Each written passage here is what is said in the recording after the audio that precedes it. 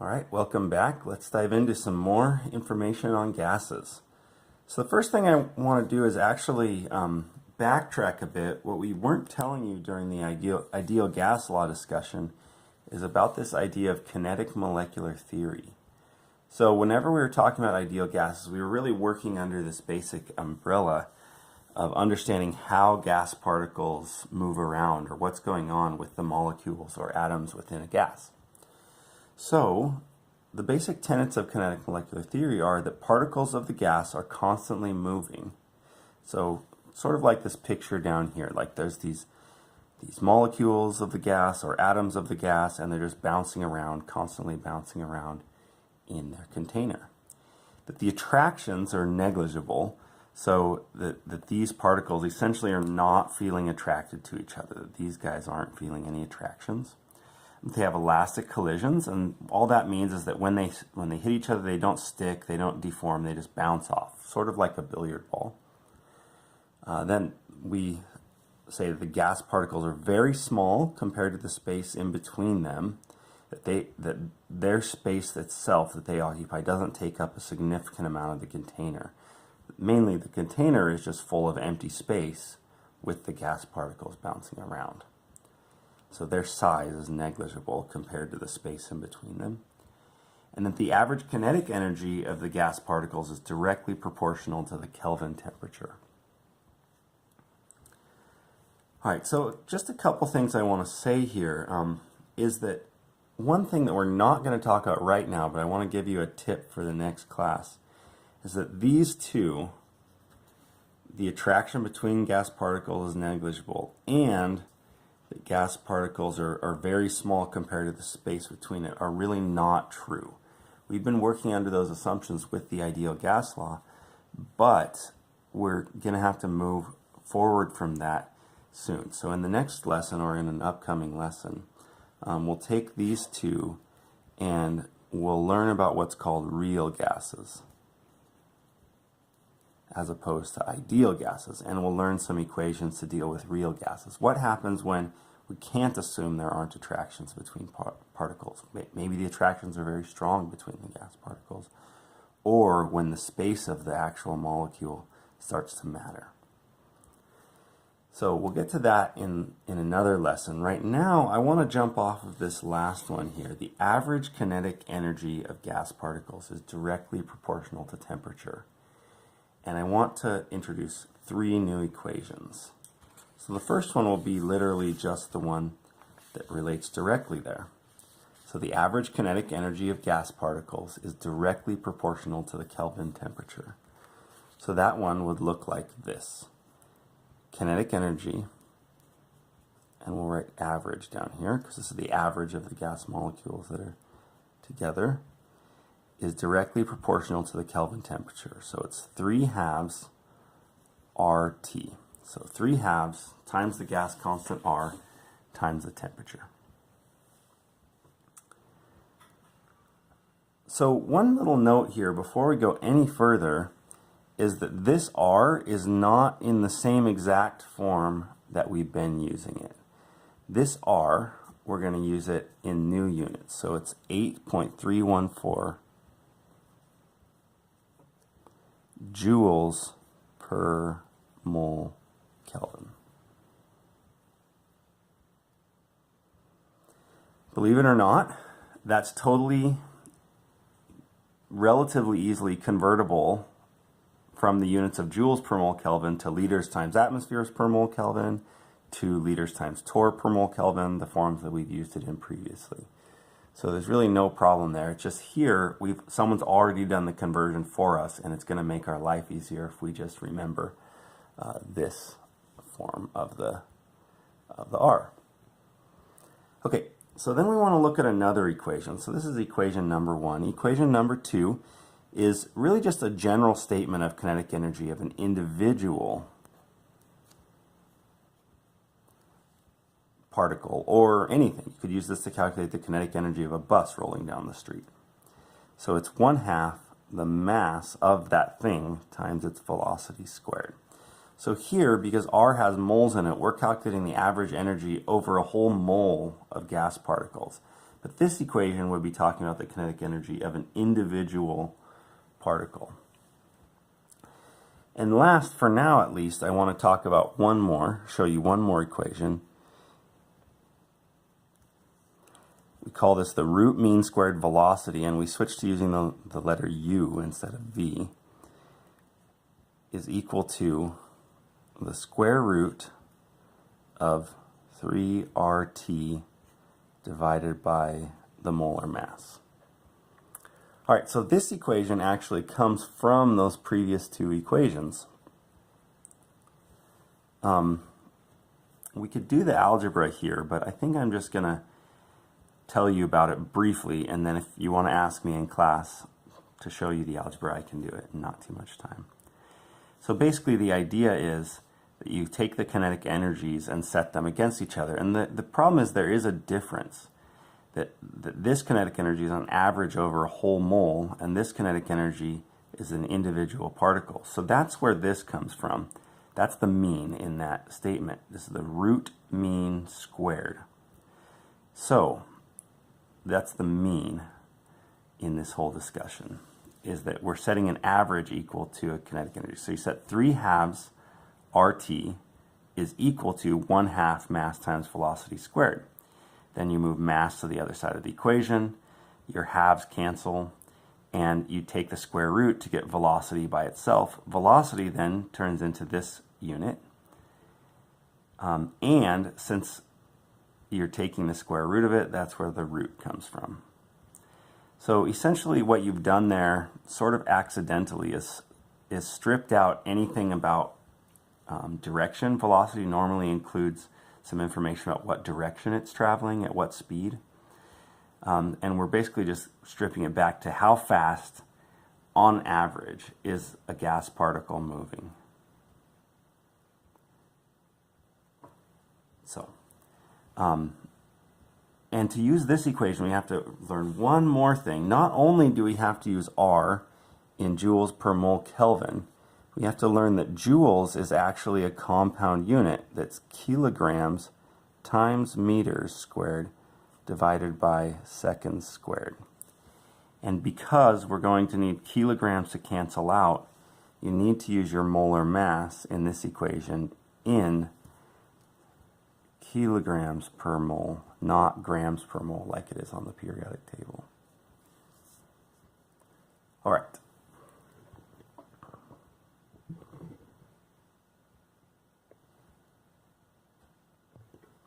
So those are our equations over here. We've got these three equations: the root mean squared velocity, the kinetic energy of an individual thing, and then the average kinetic energy of a collection of gases. So let's dive in a little deeper. And by that I just mean let's do an example. Actually, let's look at what this would look like.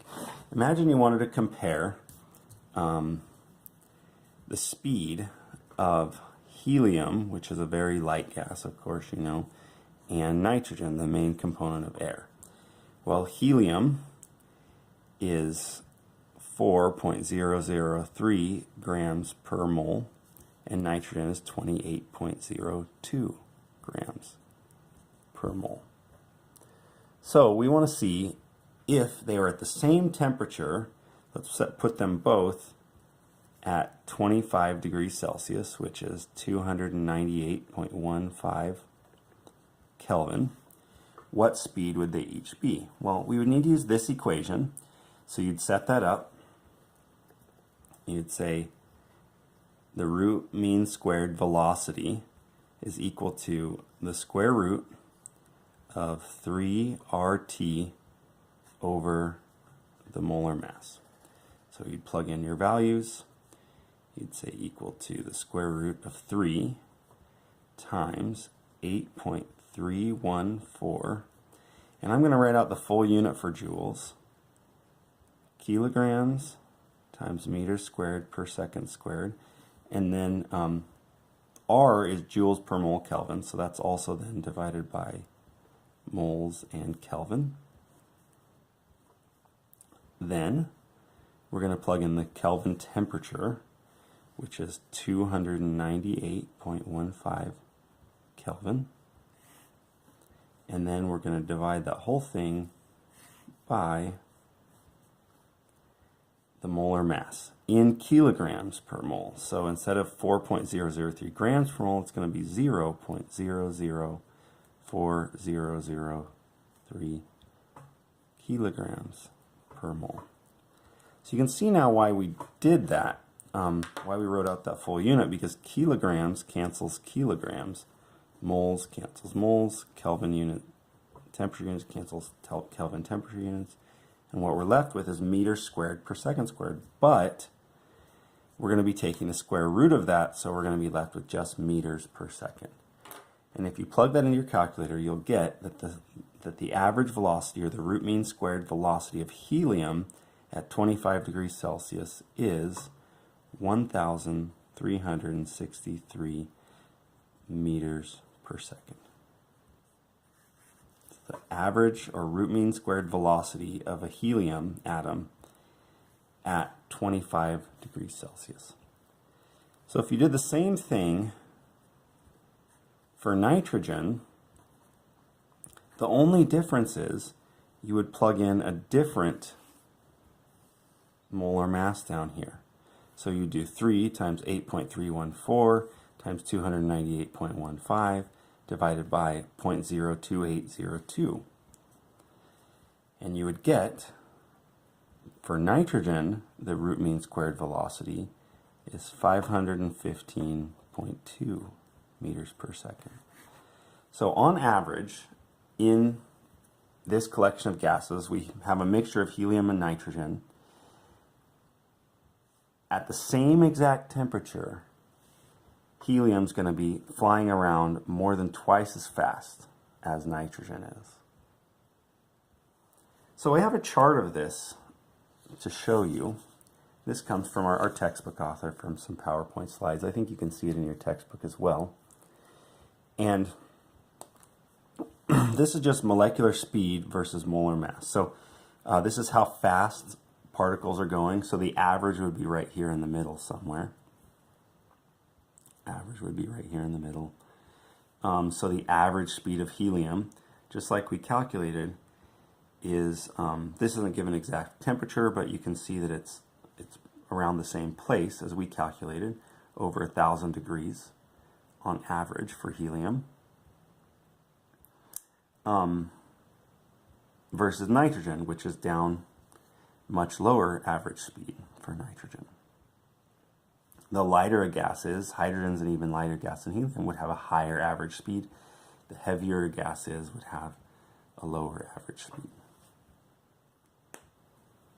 That's really the take-home message, because that is going to have some implications in the next topic that I want to talk about. The next topic that we want to talk about is diffusion and effusion.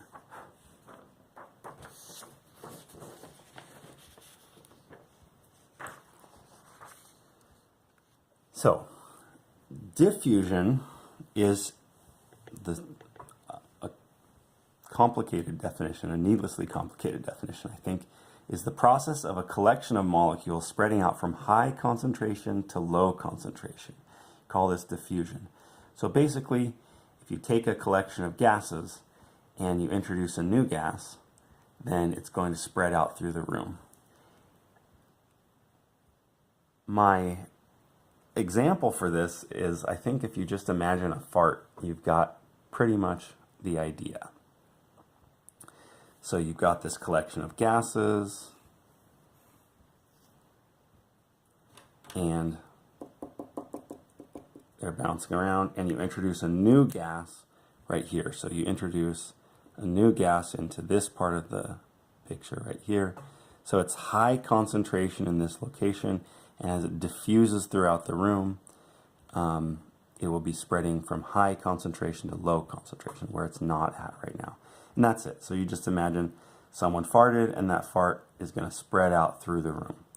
And the interesting thing here is, because as a direct result of the varying speeds, Heavier molecules diffuse more slowly because they're moving slower, just like we saw in that last example. Helium atoms are moving much faster than nitrogen molecules at the same temperature. Therefore, helium molecules diffuse much faster than nitrogen molecules. And that's true across the board. Lighter molecules always diffuse faster. The next one I want to talk about is effusion. Effusion is the process by which a collection of molecules escapes through a small hole into a vacuum. So the idea is that we've got this sort of chambers side by side, and there's a wall in between with a teeny tiny little hole there. And that we've got a whole bunch of gas molecules over here, and they'll be bouncing around, bouncing around, bouncing around. Every once in a while, one's going to fly right through into the other container. And so we're talking about the rate at which they'll fly through into the side that doesn't have any gas. We call the side that doesn't have any gas, or is a much lower pressure, a vacuum. So the idea here is exactly the same. Smaller or lighter atoms or molecules effuse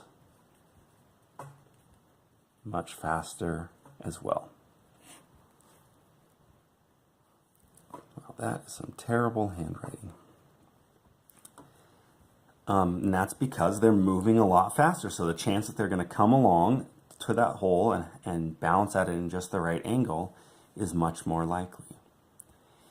So an example of this, a really, really good example of this is in balloons. So balloons do have these teeny tiny holes, and over time gas molecules escape out of them, and the balloon will deflate over time.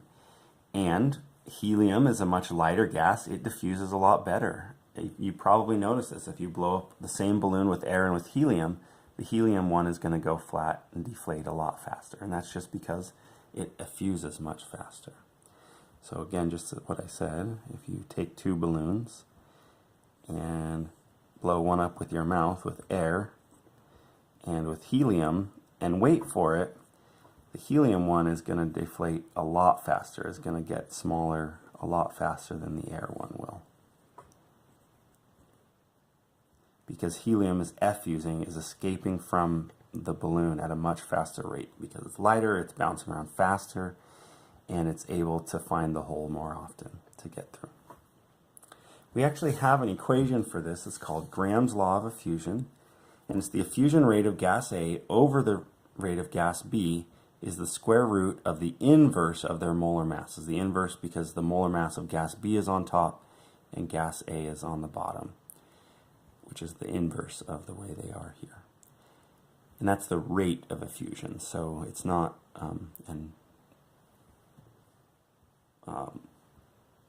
it's not their speed or anything directly, it's the rate of effusion, how many gas molecules effuse in an amount of time. All right, thanks for tracking with me, and I'll see you next video.